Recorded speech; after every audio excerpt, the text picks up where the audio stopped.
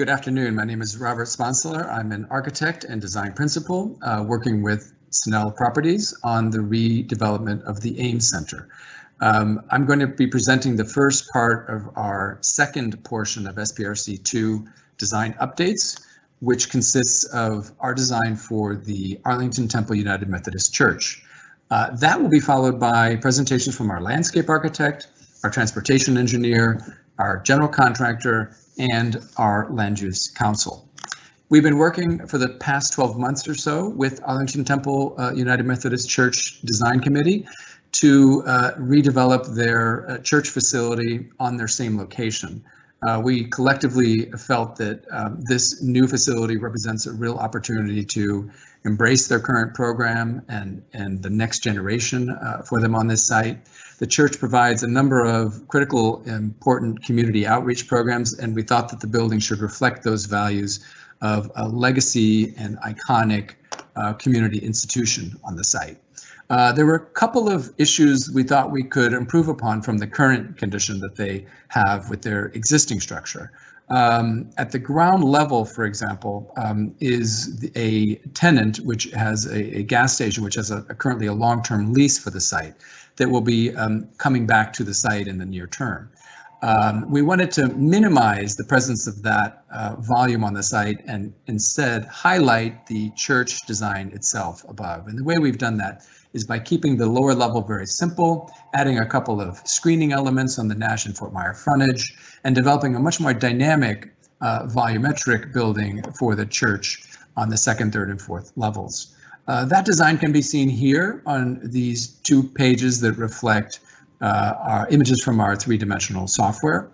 On the top are two views from the portal from the north side looking south. They highlight both the Fort Myer and the Nash frontages. On the Fort Myer side, we kept the windows very simple and repetitive and vertical, all the time trying to feature and highlight the portal as a large open aperture to the community.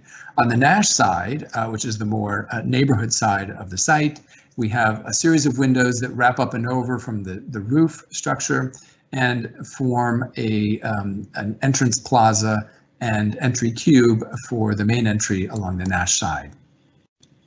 As we had done with the residential tower, we're calling out all of the service entrances and building entrances elevationally on this page. The service station level entrances are designated with a 1. The main entry to the church is number 2. And there's a mechanical louver highlighted by number 4 just below the towers on the roof of the structure that is set back from the street. This is a rendering that we've done looking north from the main entry along Nash, and it highlights the three-dimensional folding characteristic of our design, the window pattern from the trellis that wraps down, encapsulating classrooms and meeting spaces on the interior, and our design approach is one that uses a very limited restrained materials palette of just glass and masonry. We're using a Norman-sized brick unit in a buff gray color range for the structure. Taken together, this simple palette reinforces the overall shape and form of the church, positioning it on this iconic site to take advantage of the topography and its unique location. Hi, my name is Rodrigo Vela, and today I'm going to be talking about the landscape design for the project. We start with the fact that we are part of the 18th Street corridor. The 18th Street corridor bisects our site, and so for the landscape, the challenge is integrating into the site, but also figuring out programmatically within the larger 18th Street corridor what's the right next piece. Given that Central Place has so much hardscape, what we felt was appropriate here was a more green solution. So we developed an idea of a woodland garden, which also accounts for the orientation of the building, so it's a very shady space. The ground of the site is part of the original outcropping that forms the western edge of Roslyn, and so for a landscape concept, we like the idea of the buildings and the landscape sort of being felt like they were carved out of the same ground, kind of like the reference image on the left shows. And then the idea of the garden then is translated to an urban experience through the use of planters and seed edges to create circulation and places to gather within. This is the site plan that you're seeing from above. And one of the things you'll notice is the geometry of the planters and the geometry of the paving are all linked to that faceted geometry of the architecture. Again, going back to this idea that they are carved of the same ground and the same material. Within the green in the garden, we made a lot of care to have a very clear public connection through the 18th Street corridor with a 14-foot wide walkway that traverses the site in a very clear and direct manner. This is the view from Nash Street looking through, and you can see we've tried to array the composition so it creates a welcoming experience that draws you in and encourages movement through the corridor. From the other side on Fort Myer, you can see the corridor comes through the site, down the stairs, and connects to this future mid-block crossing that will then connect to Metro and then beyond to Central Place, really continuing that link in a very strong way. Topographically, we have about 14 feet of grade change across the site. And so what it leads to is really upper plaza and a lower plaza as spaces. And then those are traversed and connected by this very gently sloping staircase. From a circulation and access point of view, the key here is that even though we have a very gentle staircase, we also have an accessible route that enters at the middle of the site on Fort Myer, moves parallel to the staircase, under the stair to an elevator, and then exits onto the same point that the stairs land. So it's a very equivalent connection, and it leads you again to the mid-block. So it is a primary route. We actually reviewed this with Rosemary Cioccotti in March earlier this year. But fundamentally, the two plazas are effectively flat and fully accessible for 99% of their area, except for a few spaces where we have stairs. Within the planters themselves, we've tried to create, use the planters to define seating spaces for movable seating, but also the edges of the planters are lined with wood to create bench seating. So we have a variety of ways to be in these spaces. This is an axonometric showing more the volumes of the planters and the fixed seating on the walls. And then in the western area, we have larger planters. We actually can have seating within the planters to create more of a garden seating experience. In terms of material palette, again, we're trying to hew very closely to the building, and so all our planter walls are precast concrete. The paving will be a combination of concrete textures to create the Harlequin pattern, and then the 14th Street corridor, 14-foot wide corridor will be rendered in bluestone. And then, of course, there's the plants themselves that are a key part of the material palette that are designed to be a woodland mix that responds well to the shade. This is a view from the upper plaza looking down, kind of showing how all the pieces of the material palette and the architecture come together. And you can also see here we use wood as an accent to warm up the space. Seen from Fort Myer looking at the lower plaza, you can see how the buildings open up and sort of draw you in. And again, the palette and the composition with the colors of the signage and the wood all come together to create something that's welcoming and comfortable. This is just a few reference images of the types of plants that we might see in this space. You know, things like ferns and really things that do well in the shade, as well as the smaller understory trees like maple or dogwood. In addition to the ground plan, we do have an extensive number of roof terraces and planted balconies, which you can kind of see in the axonometric here. But what we try to do as a team is spread out these amenities over several levels of the building. And using the principles of biophilic design, we've worked really hard to design the interior spaces and the exterior spaces together so that the link between inside and outside is really strengthened, and you get the benefit of green from inside and outside. But we've also tried to, where possible, push the plantings to the edge and to the perimeter to be visible from below, so it contributes to the public space. So in addition to several rooftop high amenity terraces, we have terraces on the 7th level, on the 4th floor. We have some residential terraces in the south side and east side. And then, as you know, the church, which Robert just presented, is also integrated into the project, and it will have a rooftop terrace, which is shown a little more clearly here. In addition to the terraces and the renderings, you'll have seen the planted balconies. The strategy we developed there is to have a planter that is removable, so it's an option for the residents to include it or not. But we've created it such that it can be inserted, and the kinds of plants that might be encouraged to be visible from below and drape over, like the winter jasmine, is the idea. And in this image, you see the combination of that composition of the plantings in the plazas, the the amenity terraces above on the 7th floor and 4th floors, and then you see some of the balcony planters. So all in all, creating an overall very green environment. As you can also see in this aerial from above, sort of seeing how all the pieces come together. And that is the landscape design for the project. Hi, my name is John Schick. I'm with Wells & Associates, and I'm here today to present the transportation design of the AmesCenter redevelopment.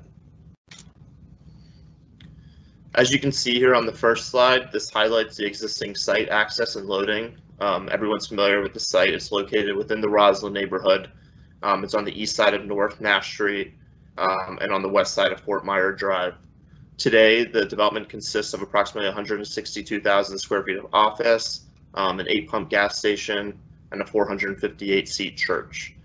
Highlighted in green with the green arrows show the gas station entrances, the 4 up the northern end of the site. The yellow arrows show the site access today, with 2 being on Fort Myer and 3 on Nash Street. And then the gray arrows on the southern side of the site just showcase the hotel access that exists on the south side of the site. This graphic displays the proposed site plan. In total, the redevelopment will raise the existing site and construct 2 new towers, the North Tower and the South Tower, and will be bisected by the 18th Street corridor. The development in total will consist of approximately 740 residential dwelling units, about 11,000 square feet of commercial space, and 8,000 square feet of retail. As shown here with the arrows again, the green arrows on the north side show that the gas station entrances will remain as is with redevelopment. The yellow arrows showcase the access for the proposed site, with the northern tower being served by an access point on Fort Myer Drive, and the south tower being served by an access point on North Nash Street. The blue arrow on Fort Myer displays the loading entrance. All loading will be facilitated within this internal loading and service area, and all trucks will be able to pull head in and head out at this facility. Again, the gray arrows on this on the plan left side of the site showcase the entrances for the hotel. This slide showcases the pedestrian circulation. As I highlighted previously, the site will consist of 2 towers, with a major feature through the middle being the 18th Street corridor.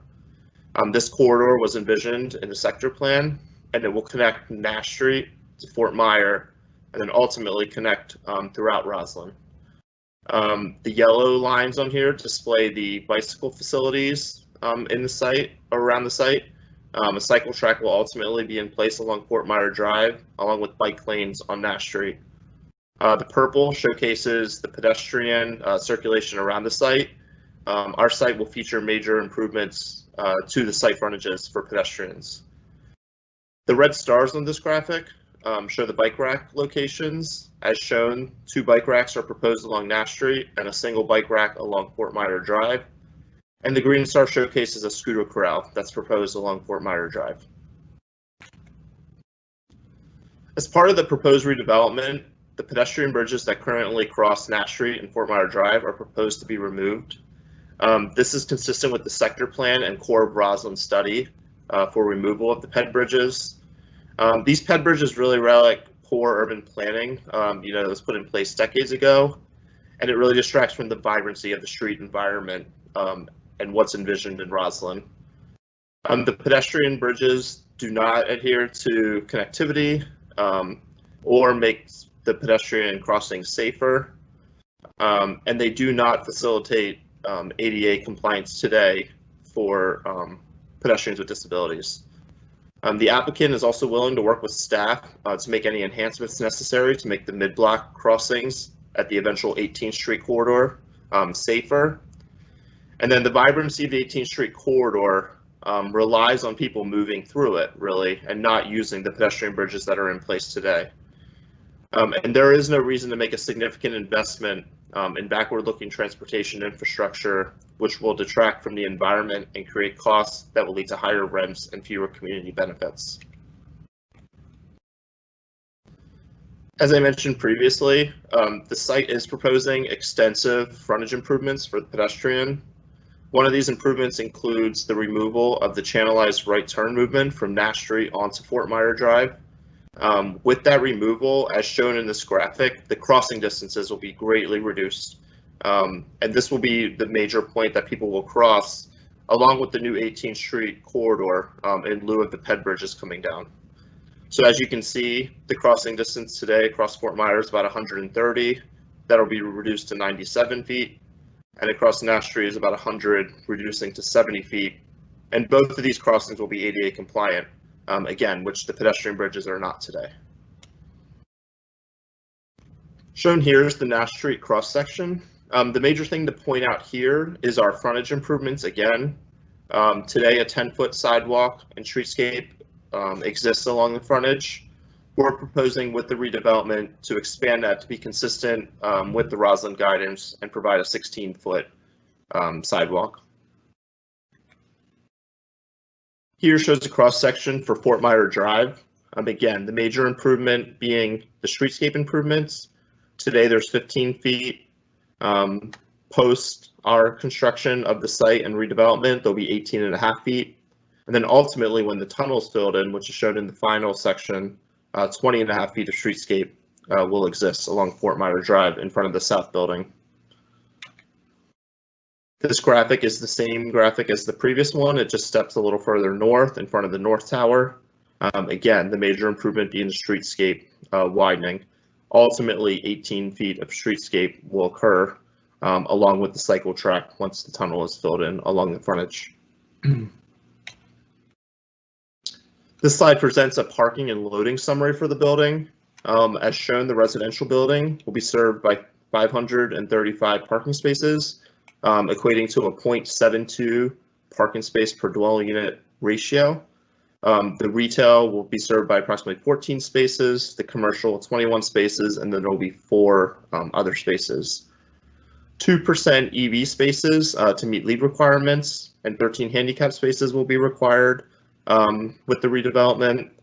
And then the bicycle parking is also shown here, with the class 1 being for residents, the secure parking, and class 3 for visitors shown, and both of these will be in accordance with Arlington County guidelines. Loading is shown below the bicycle parking. 6 berths are required for the site redevelopment. The current plan has 5 berths, but also has a space internal to the site for a truck to be staged, which would allow that truck to remove itself from the public street facility and be on site. Again, our loading dock also allows for vehicles to pull in and pull out onto the street, so no backing will occur on the public street. A little more in-depth detail as to how our residential parking ratio compares to other developments in the area. So here's a list of 26 multifamily residential developments, that we took into account. When you average those together, you come up with about a parking ratio of 1.09 spaces per dwelling unit. And that's compared to our proposed 0.72 spaces per dwelling unit. So as you can see, we're significantly below other recent approvals in the area.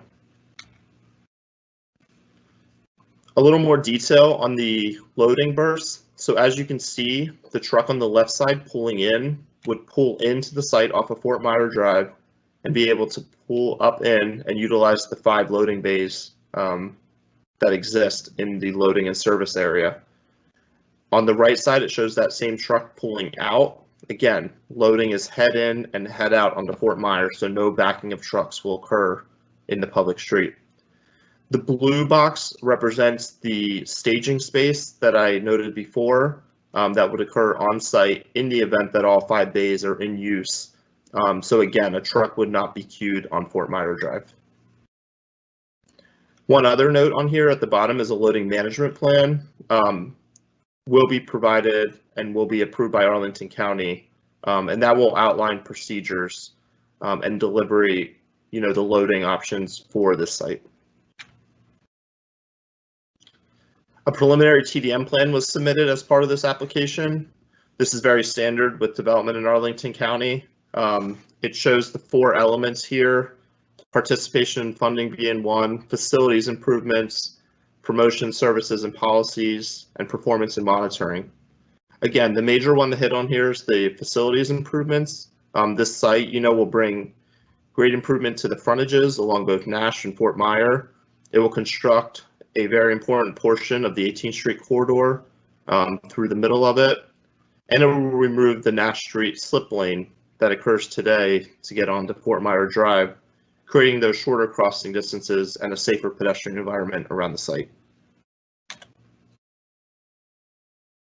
Hi, my name is Terry Simon, representing Clark Construction.